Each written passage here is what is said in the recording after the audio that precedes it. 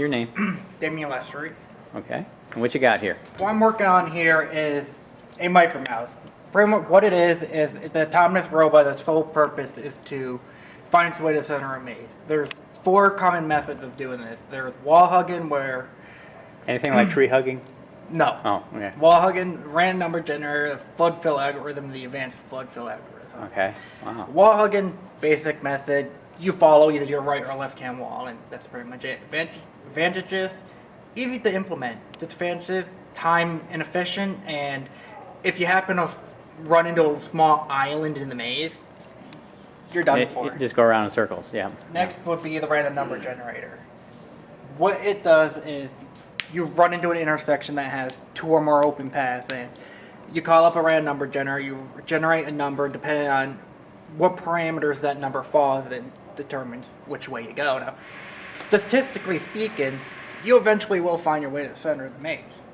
Right. However, the time that will take is not given. So it could be Okay. fast, it could be for an eternity. Next is the flood fill algorithm. Its purpose is to allow the micromouse to find the shortest path to the destination cells. It's very efficient, and it will, given enough time to map the maze, it will always find the shortest path. And it literally maps the maze to memory. Disadvantage is the shortest path might not always be the fastest path, because turn-in takes time, so if you have a really short path that has a lot of turns, they'll add up over time. That's where the advanced flood fill algorithm comes in.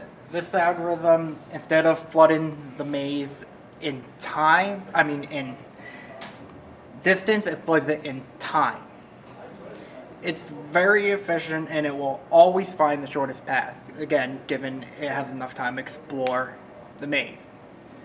And it also maps into things. Disadvantages, in my opinion, it's increasingly complex over the standard flood fill algorithm, which I haven't been able to completely figure out yet for Okay. the maze. Now, for this project, is this something you're doing for class, or is this a hobby? This is actually for IEEE. IEEE, okay. Somebody's open house project and my senior project. Okay, so it's part of your senior project as well? Yeah. Okay. Okay, great. Our goal is to have it competition worthy at the end of the year when we take it to the Region 2 conference. Okay, cool. So what else? This is the... What I'm implementing here is the basic flood fill algorithm. Pretty much what you do is you have a array of 256 cells, which is the size of your maze, 16 by 16. Now, at start, you know that you're one of the 4 corners, your destination cell is in the middle, and you assume there is no walls. After that, before you flood the maze, you initiate all values to 255. And you set your 4 destination cells to 0. And what the algorithm does is you'll go through, you'll find a 0, you look north, south, east, and west, like if there's no wall to your north, and that cell value is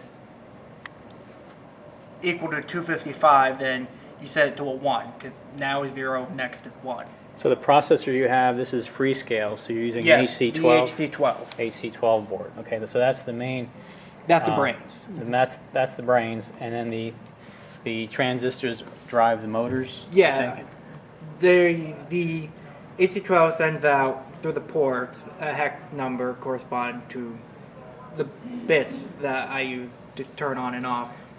And then I just toggle the transistor there to determine the steps for the stepper mode. Okay, these are stepper motors then? Yeah. Then I see. Now this is 2 wheels, so it just turns by reversing 1 wheel or stopping 1 wheel? Yeah, I haven't quite decided yet on how I want to turn. Right now I have it spin 1 wheel one direction and the other in the opposite direction to turn. How that's going to play out in the actual maze when I finally get to test it, that'll be adjusted. Now, is this a kit provided by the IEEE for the competition? Nope, or this has been built from the ground up. built from the ground up, but it follows the specifications Yes. required by the It competition? fits within the allot size. Width, Yeah. length, height, etc.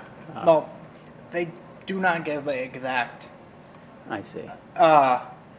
Limit on height. Where's your lawnmower blade and your hammer and your high-powered laser? Isn't that a quickest way to get to the center? Is it to blast the walls away? Unfortunately, one of the rules is no damage in the wall. Oh, no damage to the wall. Okay, all right. Back to the algorithm here. What about the helicopter? You can just fly over to the center. You can't leave the ground either, probably? That's an interesting point. I don't think they have a rule against that. You have to check in. But I bet after somebody attempts that. That's right, yeah. Okay. You work from your center out. Like, you're standing on a small hill and you pour water down and the water flows. Yeah. The same principle. Now, what this algorithm does is, you start off here in this test maze.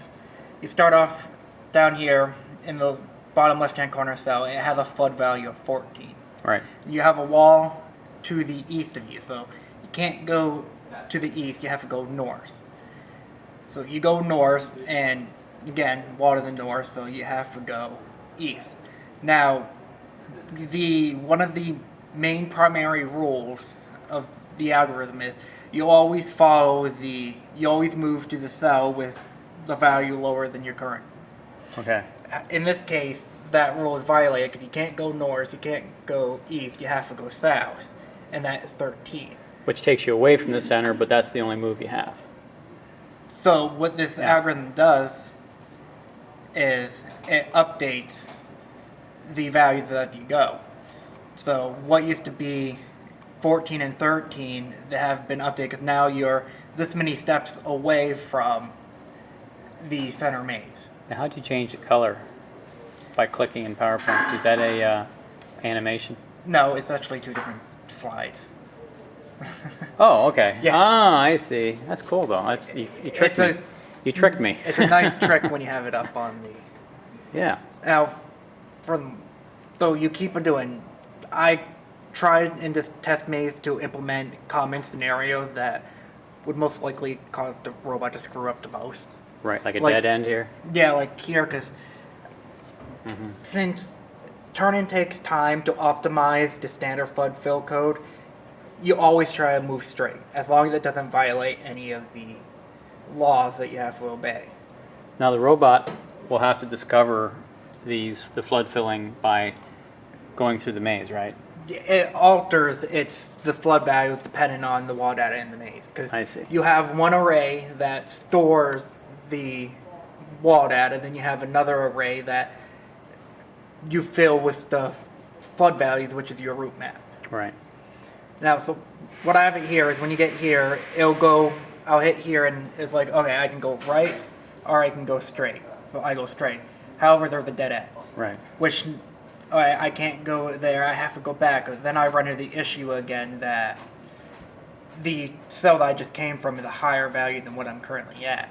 So then the algorithm takes and it will update those values. You can see I've jumped to 11 and 10. So that means that cell there is 11 steps away from the center. So you backtrack here until you get back to the intersection and okay, I have to go left. And then you follow that and it'll follow the descending number straight to the center of the maze. Right. Okay. Interesting. So you're just developing this right now and developing the software. Yeah. And this is The again, base code works for solving the Right. maze. It's a bit clunky right now and there's a lot of optimization I can do to it. Right. But the base code is down. There's more I'm going to add to it and possibly subtract. Okay. So this is C language right here that Yeah, you're programming. this is C. So once you develop this, the Freescale Code Warrior it's an integrated development environment, right? So you can actually debug single step. Yeah, then- actually I have debug up and running Okay. and ready to go. Now, And now I saw the wheels turning earlier. Can you actually get this to start operating? if I had front wheels on it and actual maze. Oh, but what I mean is I saw you were experimenting and you actually had the. Oh yeah, I'm using the basic turning method of spinning one wheel one way to turn right now. Right, But right. yeah, the motors do change direction depending on which way I need to turn in Yeah. the Can you run this to show us the wheels turning or something? Just to, Yeah, actually I can show you that Demonstrate. it makes it to the center of the maze. Okay. Yeah. Sure. Yeah. Now, V here corresponds to the position. As I said earlier, I think, that the maze, I'm using a one-dimensional maze. Oh, Right. well, one-dimensional array, because it's faster read and write times. But, so you actually have to put that in column major form to, when I throw it in Excel here to account for it, it's actually a multi-dimensional. Right. So, what you do is, you have z is equal to your x plus y in the two-dimensional array. Right. This here will allow you to change, because if I want to move right from cell 0 to cell 16, your orientation would change to 1 and your x value would be updated by 1. And then this is called, and then it's like, okay, so now you're in cell 16 in the one-dimensional array. So the z values will match up to this when I actually run it. So that's what I'll do here. So you actually have data going into an Excel spreadsheet as you're running the program? I could have done that, but it's more work, so I just typed it in manually. Oh, okay. All right. So as you can see, 1, 17, 16, 32, and so forth. And that's what's happening here. It's taking the robot through the instructions to Yeah. turn through the. And actually now, go as through you the can maze. see up here at Z, I'm currently alternating back and forth between cell 118 and 119, because that's how I've set it up in the program right now. Is when I reach the destination, I just flop back and forth between those two cells. When I actually take it to the competition, after it finds the destination cell the first time, I'll set the home position again at the start and tell the robot to explore more of the maze. I see. So I get a larger map before I do my final run to get the shortest time. So the robot's just kind of idling back and forth right now, or? Yeah, well, it's hard to tell with just the wheels turning, but it's going forward, then it's doing a 180-degree turn and going back and so on and so forth. Right, because I can see the wheel turning back and forth, right? Yeah, And it's this is going. hard to I tell see. without the robot physically be moving. And this, of course, will be autonomous. You won't have any wires connected Nope. to it. When it's all said and done, I just hit the push button there to start it and it will go. Are you going to put any kind of box over this, or once you're done, you have a battery supply, so you got rechargeable Yep, I got cells? 2 rechargeable cells to operate the sensors and the stepper motors, because the stepper motors draw a lot of current. Yeah.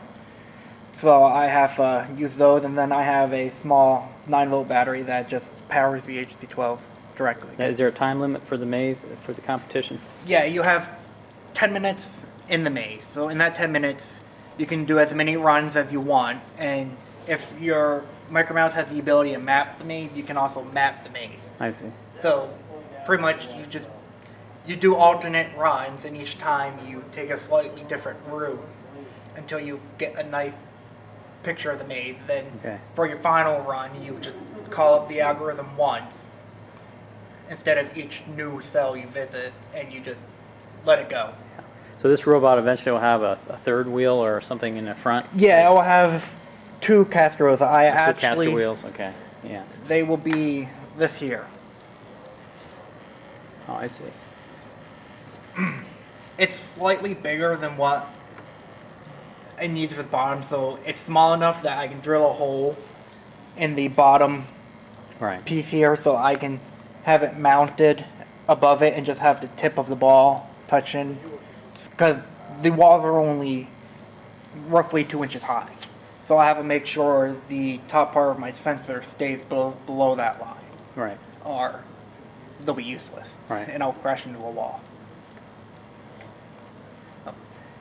So the reason the IEEE competition, it's, the maze obviously changes every year. That's why Yeah. it makes it more challenging. Yes. Which there's- is why when you enter the maze, when the mouse enters the maze, it assumes there are no walls. Right. And then it just updates the route path as you find more now. Of Yeah. course, unless you visit every single cell in the maze, there will always be invalid paths. But after you search enough of it, it will always get you to the destination. And the more you search it, the more paths you'll find to it. Okay. Now, when is the competition, the IEEE comp? Is it in the spring? It's typically around April. April. They'll release it a couple months ahead of time. We're not sure yet where it'll end up because it changes the location depending on what school is hosting it. Will it be in Pennsylvania or will it be? Oh yeah, it's always in Pennsylvania. Okay. Last year we went up to Erie. Erie, I see. Great. And the year before that, we were in Philly. So we're not sure where it's going to end up this year. Okay. They'll send out a email of when that's going to happen. Okay. Now, how big is the IEEE club this semester? How many students are involved? He's videotaping it now. There are about That's a senior projects lab. We don't have any classes. 7 of us right Seven? now. Okay, great. Okay. We're going through We have a electronic. little bit of a rough time. Okay, good, good. All right. All right, Damian. Well, thank you. We'll get you up on YouTube. Weekends.